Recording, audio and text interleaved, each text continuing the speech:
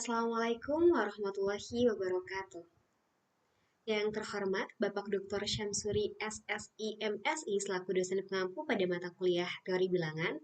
Perkenalkan, saya Ananda Duta Karunia dengan NIM 222524014. Pada video kali ini, saya akan membahas mengenai esai yang telah saya buat dengan tema kriptografi.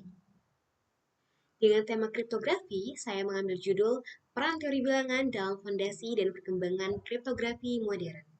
Kita awali pembahasan kali ini dengan latar belakang. Perkembangan teknologi digital membuat hampir seluruh aktivitas manusia dilakukan secara online, mulai dari komunikasi, transaksi keuangan, hingga penyimpanan data. Kondisi ini menghadirkan ancaman kejahatan siber seperti pencurian data, penyadapan, dan manipulasi informasi. Untuk melindungi keamanan dan kerahasiaan data tersebut, dibutuhkan suatu sistem yang mampu menjaga informasi tetap aman meskipun melalui jaringan publik. Kriptografi hadir sebagai solusi utama karena mampu menyembunyikan, memverifikasi, dan menjaga integritas pesan. Banyak algoritma kriptografi modern dibangun menggunakan konsep teori bilangan seperti bilangan prima, aritmatika modular, dan fungsi Euler. Kita berlanjut kepada sejarah kriptografi. Dimulai dengan awal mula kriptografi, digunakan sejak ribuan tahun lalu untuk menyembunyikan pesan penting. Contohnya yaitu teknik kuno yang digunakan bangsa Mesir dan Yunani. Selanjutnya yaitu kriptografi klasik, menggunakan manipulasi huruf atau alfabet. Contoh terkenal yaitu Caesar Cipher oleh Julius Caesar, yang dimana menggeser huruf tertentu untuk menyamarkan pesan. Selanjutnya yaitu Perang Dunia II, di mana muncul mesin penyandi Enigma buatan Jerman Nazi yang berhasil dipecahkan oleh sekutu untuk mempercepat berakhirnya perang.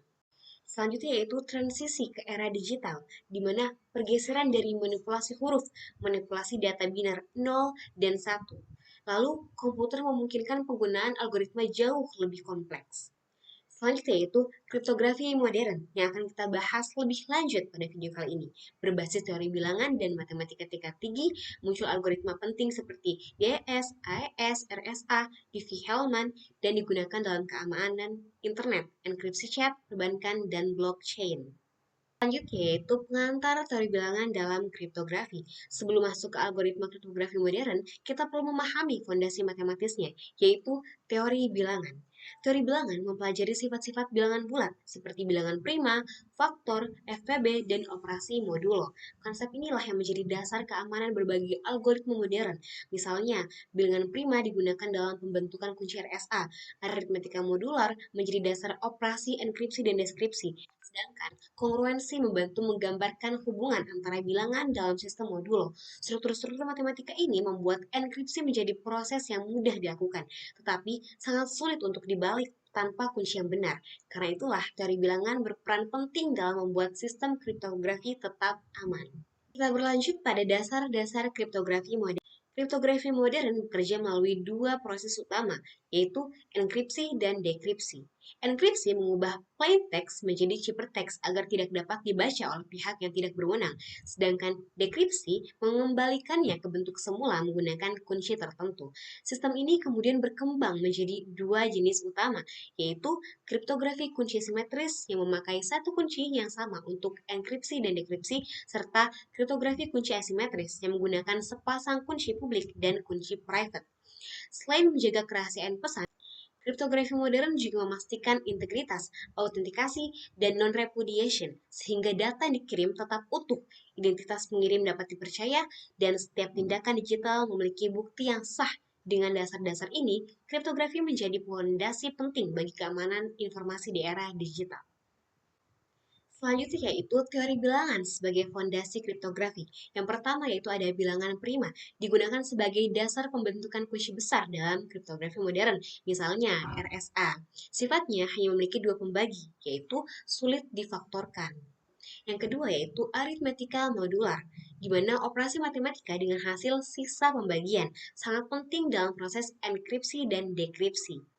Yang ketiga yaitu kongruensi, hubungan kesetaraan dua bilangan dalam modul tertentu. Contohnya dasar dalam Caesar-Cipher dan RSA.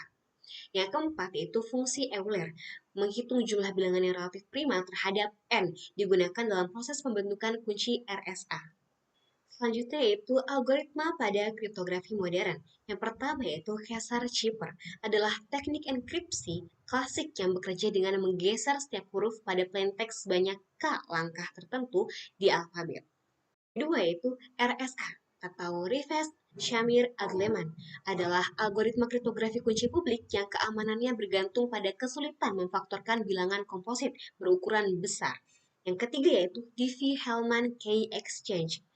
Diffie-Hellman bukan metode enkripsi pesan, tetapi protokol untuk menghasilkan kunci rahasia bersama melalui jaringan publik. Yang keempat yaitu DES atau Data Encryption Standard adalah algoritma kriptografi kunci simetris yang mengenkripsi data dalam blok 64 bit menggunakan kunci 56 bit.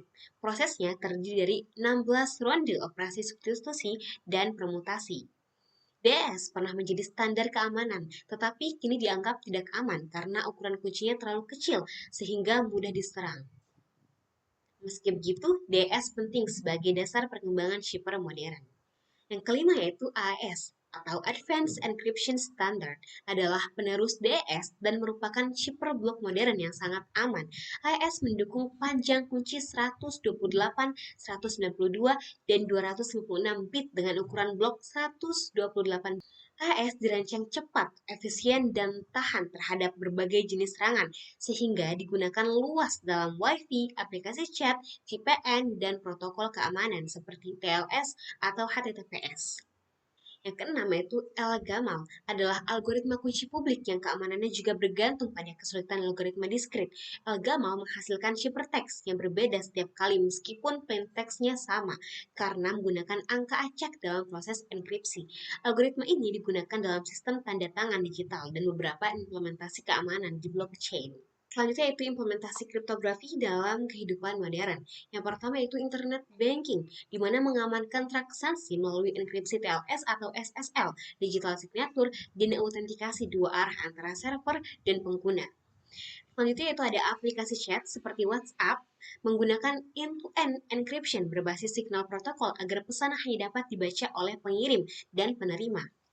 Selanjutnya itu ada blockchain dan cryptocurrency, memakai hash function, digital signature, dan struktur blok yang saling terhubung untuk memastikan data tidak bisa dimodifikasi.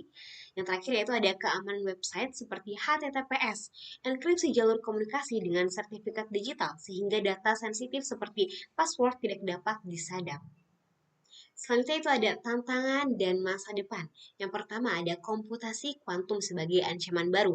Komputer kuantum memiliki kemampuan menghitung eksponensial secara jauh lebih cepat dibanding komputer klasik. Dengan algoritma Shor, komputer kuantum berpotensi memecahkan RSA, Diffie-Hellman, dan El-Gamal yang bergantung pada kesulitan faktorisasi dan logaritma diskrit.